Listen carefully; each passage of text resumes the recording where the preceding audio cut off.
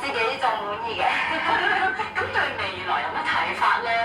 你覺得即係好多家長都對小朋友有啲期望啦，會唔會你都係好放手，佢中意向邊個方向發展，可能音樂、唱歌你就去啦咁樣，只要同時學業上面 OK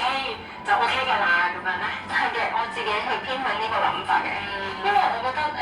咁佢如果個天分喺度，我梗係俾佢去做呢樣嘢，加上佢自己中意，因為我覺得你平衡到學業就得㗎啦，最緊要係佢自己開心做自己想做嘅事。係學業嘅要求高唔高㗎媽咪？我唔算得合格就得咯，係咪啊？同埋不過佢又唔止合格嘅，佢呢啲好叻嘅其實。其實聰明同埋記性好好。因為佢好知道咧，即係你翻學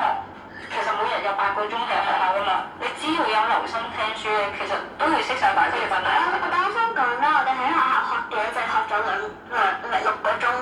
因為好多時候咧，你可能同朋友講嘢啊，